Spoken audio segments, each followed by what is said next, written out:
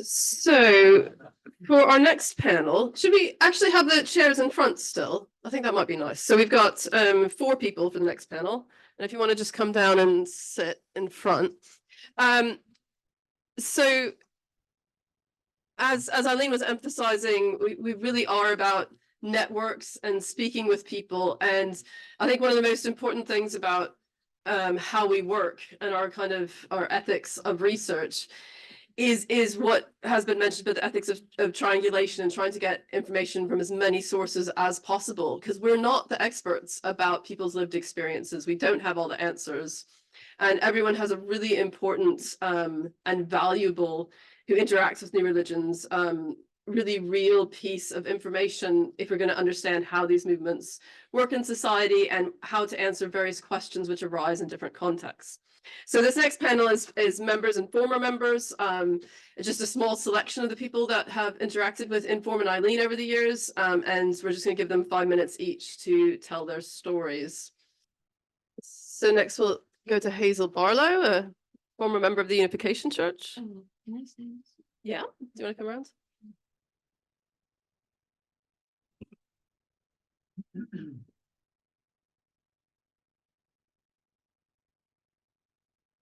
Hello, everybody. I'm here as a former member of the Unification Movement, and I was introduced first to Eileen by my husband, Richard, who spoke a couple of times, made presentations at Inform conferences. Introduction to Inform opened up a whole world to me, which I did not know existed, and which made me think of ways in which religion affected a person's daily life. For Richard, it was an opportunity to speak with and exchange thoughts without fear of criticism from some members in the Unification Movement. For me, it was being made aware of how organizations functioned and the difficulties experienced by some members, including children. I also became aware of how deeply the subject of new religious movements was being studied. True to its name, Inform has been a source of valuable information, and so I would like to say thank you to Richard for introducing me to Eileen, and by extension to Inform, and for Eileen, saying thank you to Eileen for taking the initiative or having foresight to create such an organization. Happy birthday.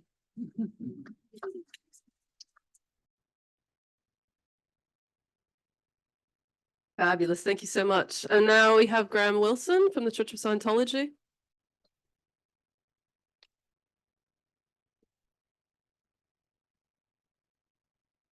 Hello there.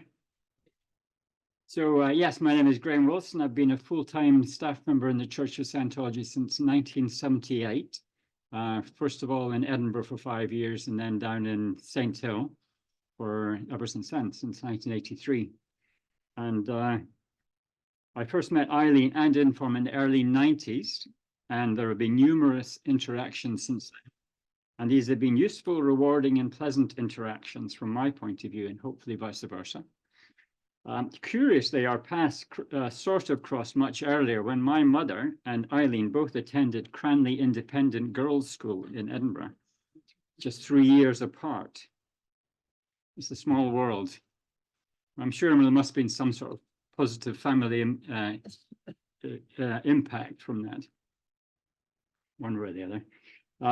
So at its formation, Inform filled a vital need, and still does. In the 70s and 80s, there were some horrendous cases of people of faith being subjected to forcible deprogrammings, both in Europe and in North America. And these often involved kidnapping, unlawful imprisonment, sleep and food deprivation, and violence. And deprogrammers utilized sensationalized media scare stories to drum up business and routinely help to create such stories. So Eileen and Inform, I would say, recognized the criminality of these actions, and they provided a much needed sane alternative whereby family of people joining religious groups could speak to someone and be given a listening ear and measured advice.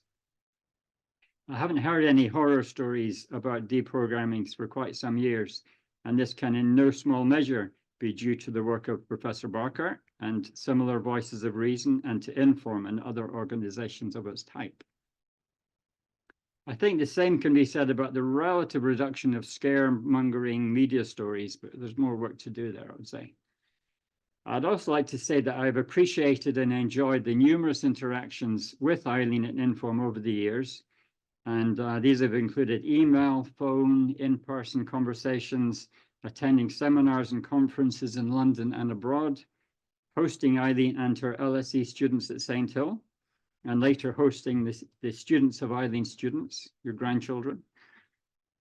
And all of this has been educational, often humorous, usually humorous actually, greatly rewarding in terms of people met, friends made, and learning different points of view. L. Ron Hubbard once wrote that communication is the universal solvent, and Eileen and Inform have been great facilitators of communication. As a result, together we have resolved situations of disharmony and conflict, and upsets have been repaired. To sum up, I would say that it is without doubt the world is a better place as a result of the ideas, writings, actions, and influences of Professor Eileen Barker and of Inform. And if there is a need for Inform in another 35 years time, I'm sure it will still be around. And it wouldn't surprise me if Eileen is too.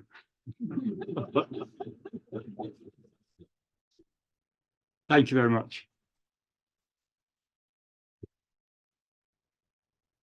Fabulous. And our final contributor to this section is William Haynes, who is a current member of the Unification Church. Well, it's a bit more complicated than that. I'm Jewish by birth, Christian by upbringing, Mooney by choice. I think what she want to do. I think I probably known Eileen longer than anybody else here, actually. I first encountered the unification movement, or unified family as was when Hazel joined in 1975. And just after my parents, when I was 18 years old, my parents got back from a holiday, which I didn't go on because I went to all these workshops. And when I got back, Daily Telegraph published a series of articles about the Unification Church and brainwashing, this, that, and the other.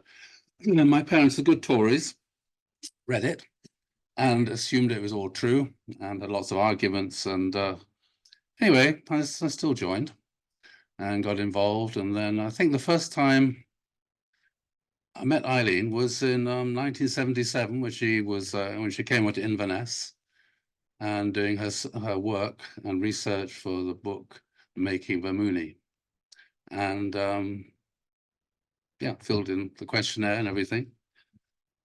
And then my mother went to a workshop where there were a parents' workshop, which had been organized by the movement. And my mother was, as Eileen will know, was kind of got a bit hysterical. But anyway, she loved me very much. She wanted to go and find out what it was all about. And my mother and Eileen ended up sharing a bedroom. And they remained firm friends ever since.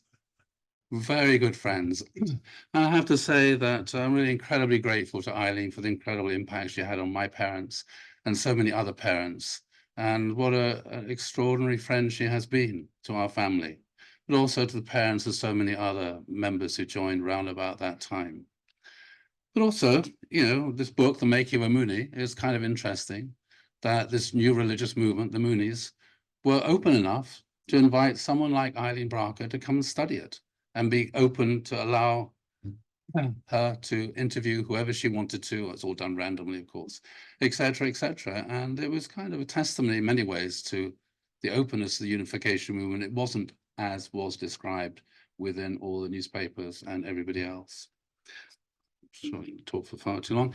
Anyway, so it had a huge impact. And so as a reliable source of information, as people said, instead of parents getting upset and trying to arrange for their children to get deprogrammed, instead of being a source of instead of FAIR being a main source of information, and evangelical groups as well. My wife's parents, they come from a Christian sect. It's called the Plymouth Brethren, And so they were very upset. My wife's mother went grey and white overnight when she found out that her daughter was following the Antichrist. So that was an interesting experience. But anyway, because of the work of people like Eileen and Inform, then instead of trying to get their daughter, my wife, deprogrammed, they came along to these meetings, and it made a huge impact. So incredibly grateful for this extraordinary work. And as somebody mentioned, the work for religious freedom. Eileen's traveled all the world, over the world, as you know, China and other places, and often as persona non grata, because she speaks truth to power about religious freedom. This is the way these people really are. They're not the way you think they are. So, yeah, it's been an interesting journey. I'm still on it. I packed in, anyway, I left the Unification Church, brilliant. That was in 1988. I'm still a church pastor within this spiritual community. It keeps changing its name, so I just call it a Moonies. Can't be bothered with all these other new names. Yeah, it's just been very good, and a very good source of information. I hope Inform continues to exist for many, many more years. And I hope Eileen will also continue to exist for many, many more years. And we'll have lots more lunches together. So thank you all very much, and hope the rest of the conference goes very well.